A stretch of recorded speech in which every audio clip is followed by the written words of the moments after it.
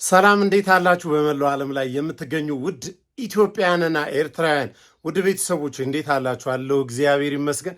ዛሬ እንግዲህ የቪዲዮአችንን ቭሎግ የምንጀምረው ገፈርሳ ስሪት አቡነ ገብረ መንፈስ ቅዱስ ቤተክርስቲያንን እየሰራሁ መሆኑን ታውቃላችሁ። እያስተባበርኩ ቤተክርስቲያኗን እያሰራሁ እገኛለሁና ይህ የባለሙያዎቹ ማረፊያ ነው።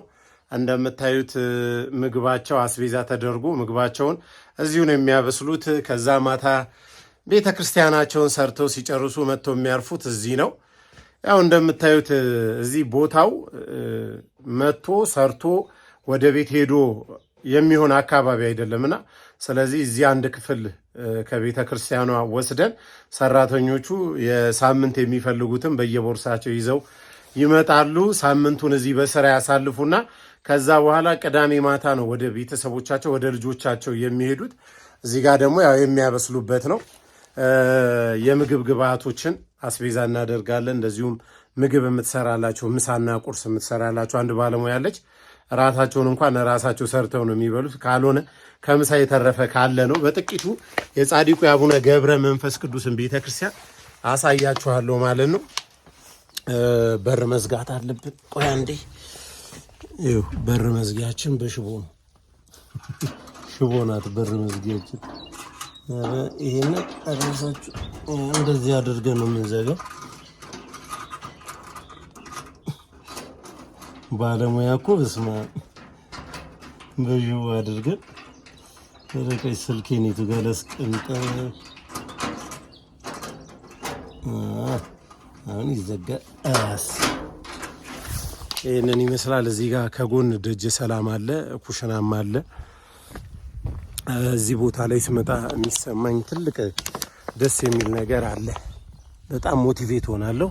የጻድቁ የአቡነ ገብረ መንፈስ ቅዱስ ቤተክርስቲያን እንደምታውቁት ብዙ ጊዜ ገዳማቸው ይገርመኛል። ለምንድን ነው ጻድቁ እንደዚህ አይነት ቦታ የሚመርጡት እላለሁ እና በጣም የምወደው ይሄ ከጀርባ የምታዩት የአስተዳዳሪው ቢሮና ለሰንበት ትምህርት ቤት ተማሪዎች የተሰጠ ነው።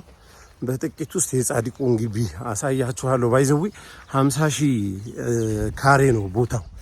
50,000 ካሬ ነው ቦታው። 50,000 ካሬ። ይህ የድሮ ቤተ መቅደስ ነው። እንግዲህ ከዚህ አውጥተን ነው የጻድቁ የአቡነ ገብረ መንፈስ ቅዱስን ቤተ ክርስቲያን ወደ አዲሱና ወደ ትልቁ ወደ ግዙፉ እንወስዳለን ብዬ የማስበው። እዚህ ጋር አባታችን እንደምታዩት ጸሎት እያደረጉ ነው። ያው ጸሎተኛ ሰዎችን እንዳንረብሽ። ያው እዚህ ጋር የምታዩት የድሮ ቤተክርስቲያን ነው።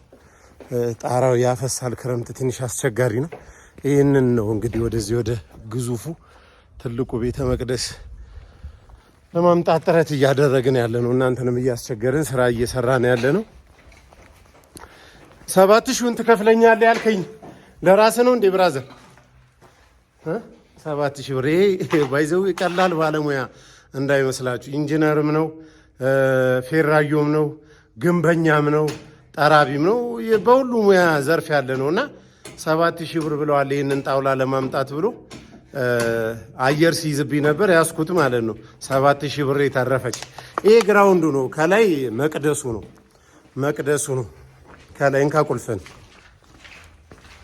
ይሄኛው ደግሞ ባለሙያችን ነው። ዋናው ኢንጂነር ይሄ ነው። በቃ ባሉ ደሞዝ ከፋያችን ምናምን ይሄ ነው። ለኔ አይደለም የሚከፍለው ለሰራተኞች። በጣም ቀላል ሰው እንዳይመስላችሁ። በርታ መድኃኔዓለምን አብሬ ነው ከሱ ጋር ሰርቼ ያጠናቀቅኩትና ጻድቁ ቤት ኧረ በጣም ግዙፍ ነው። በስማ በጣም ነው የሚያምረው። ሲያልቃብሶ ወደፊት በጣም እጅግ በጣም የሚገርም ገዳም እንደሚሆን ተስፋ አደርጋለሁ። እግዚአብሔር ቢረዳኝና ቢያግዘኝ ማለት ነው።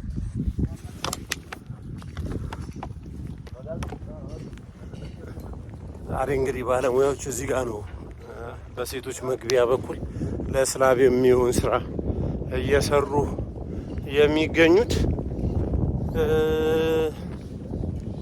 እያያችሁት ነው። ዙሪያውን እያሳዩዋችሁ ነው ብዬ ተስፋ አደርጋለሁ። የጻድቁን ቤት ሲያልቅ እንዴት እንደሚያምር ልነግራችሁ አልችልም። በ6 ወር ነው ባይዘው እዚህ ደረጃ ላይ መድረስ የቻልነው። የጻድቁ ወዳጆች ከመላው ዓለም ላይ ሆነው የጻድቁ ቤት ስሩ፣ ፌሮ ግዙልን አሸዋ ግዙልን፣ ጠጠር ግዙልን ስንላቸው እየሰጡን እዚህ ደረጃ ላይ የደረስ ነው ማለት ነው። ስለዚህ ከፊት ቤተ መቅደሱ ይህንን ይመስላል። አውደ ምህረቱ ይታያችሁ አይታያችሁ አላቅም። ወደፊት ያቺ የምፈልጋትን ካሜራ ከገዛችሁልኝ እማሳያችሁ ይሆናል ማለት ነው። ቆይ ደረጃውን እንዴት ልውጣ? ደረጃውን እንዴት እንውጣ ነው ሀሳቡ። ዲያቆን ወደ ላይ ከመጣችን ውሃ ታቀብለኛለህ። ወደ ላይ ከመጣ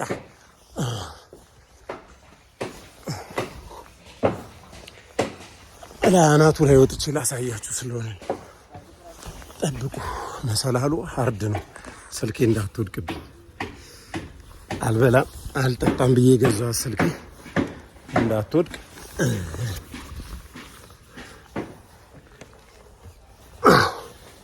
በስመ አብ እያያችሁ ደረጃ። በዛ ላይ ዝናብ ዘንቦበታል። ቆይ ላሳያችሁ። ወጣው ማለት ነው። የወጣሁት ደረጃ ይሄንን ይመስላል። ያው እንደምታዩት ይሄንን ይመስላል። ከዛ እዚህ ጋር መጣን እዚህ ጋር እንመጣለን። እንደምንም ብለን ለመውጣት እንጥራለን። በጣም ነው የሚያስፈራው ይሄንን ለመውጣት።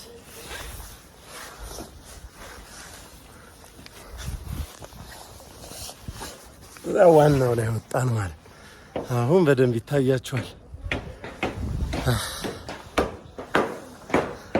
ይታያችኋል። ያው እንግዲህ ቪዲዮ እያቋረጥኩ ነው እየሰራሁላችሁ ያለሁት ስልክም ስለሚገባብኝ እና ግዙፉና ታላቁ የጻድቁ የአቡነ ገብረ መንፈስ ቅዱስ የጌታ ስጋና ደም የሚፈተትበት ታላቁ ቤተ መቅደስ ምን እንደሚመስል ወደ ላይ ወጥቼ እንደዚሁም ቪዲዮ ካሜራ ወደዛ ቀይሬ የማሳያችሁ ይሆናል። ጠብቁኝ። እንግዲህ ከጀመርነው 6 ወር የሆነው የጻድቁ የአቡነ ገብረ መንፈስ ቅዱስ ቤተክርስቲያን እዚህ ደረጃ ላይ ደርሷል በምታዩት ማለት ነው። እግዚአብሔር ቢወድና ቢፈቅድ አሁን ወንድማችን ካለበት አንስቶ እዛ ድረስ ነው ስላቡን አርማታ ለመሙላት እያሰብን ያለ ነው፣ ወይም ደግሞ እየሰራን ያለ ነው። እግዚአብሔር ቢረዳንና ቢያግዘን። በጣም የተቸገር ነው የነዳጅ መጥፋት ሁኔታ ትንሽ ስራችንን እንዲፈጥን ሊያደርግልን አልቻለም። ማቴሪያል ተወዷል። ሰዎችን ከምንጠይቀው በላይ ነው እየጨመረ ያለው። እዚህ ጋር አሁን እነዚህ 4 ኮለኖች ቆማል እንደምትመለከቷቸው። ጉልላት ነው እዚህ ጋር ጉልላት አለው። ባለ 3 ጉልላት ነው። አንደኛው ዋናው ጉልላት ይኸው መሀል ላይ ያሉት ኮለኖች ናቸው። አንደኛው ደግሞ እዛ ወንድም ያለበት ጋር ያለ ነው። ይሄንን ይመስላል። ለእናንተ ቪዲዮ ቀርጻለሁ ብዬ እዚህ ፌሮ ጥሎኝ ነበረ። ይኸው እንደምታዩት ይሄንን ይመስላል። ይሄ ነው ቤተ መቅደሱ። እዚህ ጋር ነው ያለው መቅደሱ ይቅርታ፣ ታቦተ ሕጉ የሚቀመጠው እዚህ ጋር ነው። ገና ለሱ ምስላብ ይቀረናል። ያው የጻድቁ የአቡነ ገብረ መንፈስ ቅዱስ ቤተክርስቲያን ይሄ ነው። አያችሁ ከላይ እንዴት እንደሚያምር እና ይሄ ከጀርባ ያለው ቦታ ራሱ የቤተ ክርስቲያኗ ነው። ቆይ ቤተ ክርስቲያን እኮ በሀብቷ ብዙ አልተጠቀመች። ይሄ ጫካ ማለት ነው። ይሄ ጫካ እኔ እግዚአብሔር ቢረዳኝና ቢያግዘኝ ምን እንደሆነ ታውቃላችሁ? ሀሳቤም ህልሜም ገዳም ማድረግ በቃ ፍላጎቴ ገዳም ማድረግ ነው። ገዳም ማድረግ እዩት እንዴት እንደሚያምር እዩት።